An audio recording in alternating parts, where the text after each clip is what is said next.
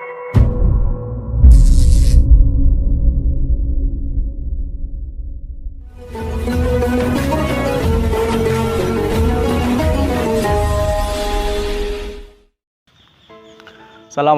warahmatullahi wabarakatuh. Keluarga besar MANO Lutful Ulum mengucapkan selamat menunaikan ibadah puasa kepada seluruh umat Islam dan juga mengucapkan selamat memperingati nuzulul Quran atau turunnya Al-Quran di bulan suci yang penuh dengan berkah ini.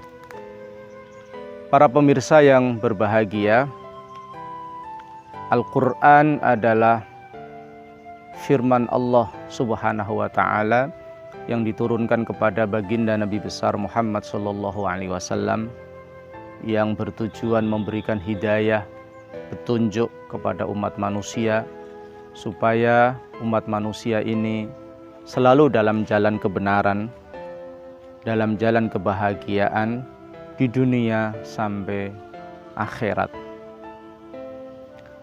Para ulama menjelaskan Al-Quran mempunyai 3 kandungan utama. Yang pertama adalah Al-Masail Al-I'tiqadiyah. Di dalam Al-Quran Allah menjelaskan ilmu-ilmu tentang keyakinan, tentang keimanan kepada Allah, kepada kitab-kitab Allah, kepada Rasul, kepada malaikat-malaikatnya, kepada hari akhir, dan qada qadar Allah Subhanahu wa Ta'ala. Yang kedua, di dalam Al-Quran ada Al-Masail Al-Fiqhiyah, Al-Masail Al-Amaliyah, ada hukum-hukum praktis, bagaimana hukumnya sholat, bagaimana hukumnya puasa, bagaimana hukumnya zakat, bagaimana hukumnya haji, bagaimana hukumnya berbisnis di dalam Islam, bagaimana hukumnya pernikahan, bagaimana hukumnya pidana, dan lain-lain. Ahkam amaliyah atau al-masail al-fiqhiyah, masalah-masalah praktis yang ada di masyarakat, itu juga dijelaskan di dalam Al-Quran. Yang ketiga, kandungan Al-Quran adalah at-tazayyun bil akhlaq al-karimah. Muatan-muatan etika, muatan moral yang sangat agung. Bagaimana manusia harus menjadi orang yang dermawan, bagaimana manusia harus menjadi orang yang tawadhu, rendah hati, bagaimana manusia harus menjadi orang yang sabar, bagaimana manusia harus menjadi orang yang selalu menebarkan kemanfaatan dan kerahmatan bagi orang lain. Inilah 3 kandungan Al-Quran yang disampaikan oleh para ulama. Kita umat Islam punya tanggung jawab untuk menggali, untuk memahami, dan mengamalkan 3 kandungan Al-Quran dalam kehidupan sehari-hari. Para pemirsa yang berbahagia, dalam konteks nuzulul Quran ini, sudah seyogyanya kita umat Islam untuk belajar bagaimana proses nuzulul Quran ini. Hadratus Syekh Ki Haji Muhammad Ahmad Sahal Mahfud, Rais Am, Pengurus Besar Nahdlatul Ulama, dalam salah satu forum menyampaikan bahwa Al-Quran ini diturunkan dari Lauhul Mahfud sampai ke Sama'ud Dunya daf'atan wahidah. Dalam sekali turun itu diturunkan oleh Al-Quran, oleh Allah Subhanahu wa Ta'ala. Kemudian min sama'id dunya, dari langit dunia sampai kepada baginda Nabi besar Muhammad sallallahu alaihi wasallam, Al-Quran ini diturunkan sesuai dengan kebutuhan. Bihasabil hawadis, bihasabil waqa'i, bihasabin nawazil, dengan melihat peristiwa, dengan melihat kasus, dengan melihat kebutuhan-kebutuhan yang terjadi di masyarakat. Menurut pandangan Hadratus Syekh Kiai Sahal, proses penurunan Al-Quran ini menjadi pelajaran yang berharga kepada kita bahwa Al-Quran selalu memperhatikan kebutuhan-kebutuhan sosial, atau bahasanya basic needs approach. Pendekatannya adalah pendekatan kebutuhan, sehingga pendekatan yang digunakan oleh Allah di dalam proses menurunkan Al-Quran ini bisa kita gunakan untuk berdakwah, untuk membumikan nilai-nilai Al-Quran di tengah-tengah masyarakat.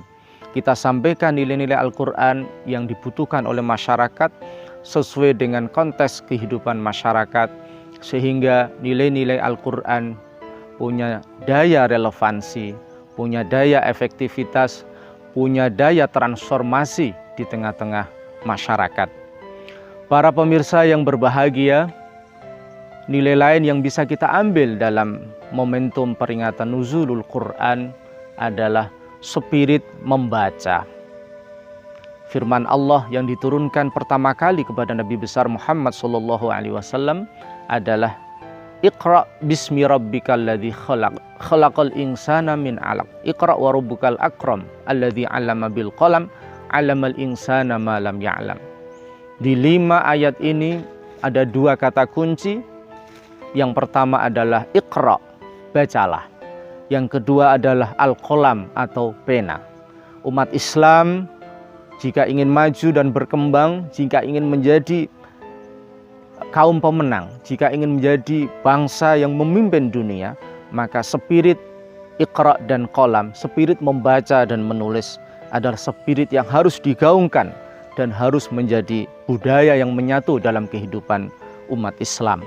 Tidak ada cerita orang sukses, tidak ada cerita orang yang punya keilmuan yang mendalam, tidak ada cerita orang yang punya karya yang hebat tanpa didahului oleh semangat membaca kitab-kitabnya para ulama, membaca tafsir, membaca hadis, membaca fikih, membaca tasawuf, membaca ilmu sosial, membaca ekonomi, membaca peradaban manusia. Semuanya lahir dalam tradisi mutola'atul kitab, dalam tradisi membaca karya-karya ilmuwan. Itulah spirit Iqra. Yang kedua adalah alladzi 'allama bil qalam. Kalau orang sudah membaca, terkumpul dalam dirinya ratusan, ribuan, jutaan ilmu, maka sudah seharusnya dia mengabadikan ilmu itu dalam bentuk karya, dalam bentuk tulisan. Karena dengan tulisan itulah generasi-generasi yang akan datang bisa mempelajari, bisa membaca, dan bisa mengembangkan warisan pemikiran dari generasi sebelumnya. Kita bisa membaca takrib, kita bisa membaca alfiyah, kita bisa membaca Ihya Ulumuddin, kita bisa membaca Ar-Risalah, karena ulama-ulama kita menulis ilmunya di dalam karya-karya yang bermanfaat. Maka menjadi generasi penerus para ulama, tidak ada jalan lain kalau kita ingin meneruskan da'bus sholihin, perilaku dan kebiasaan dan warisan ulama-ulama. Maka mari kita membaca dan mari kita menulis apa yang kita baca dalam karya, sehingga karya kita akan dibaca oleh generasi-generasi yang akan datang. Karya yang bermanfaat tidak hanya bagi diri kita semasa kita hidup, tapi kekayaan keilmuan dan pengetahuan yang akan diwarisi oleh anak cucu kita. Semoga Allah Subhanahu wa Ta'ala memberikan kekuatan kepada kita lewat momentum nuzulul Quran. Kita punya semangat yang besar untuk membaca, punya semangat yang besar untuk menulis, dan punya semangat yang besar membumikan ajaran-ajaran Al-Quran dalam kehidupan bermasyarakat dengan model basic needs approach sesuai dengan kebutuhan masyarakat, sehingga nilai-nilai Al-Quran membumi, relevan, dan punya daya perubahan yang besar di tengah-tengah masyarakat. Wallahul muwaffiq ila aqwamit thoriq. Assalamualaikum warahmatullahi wabarakatuh.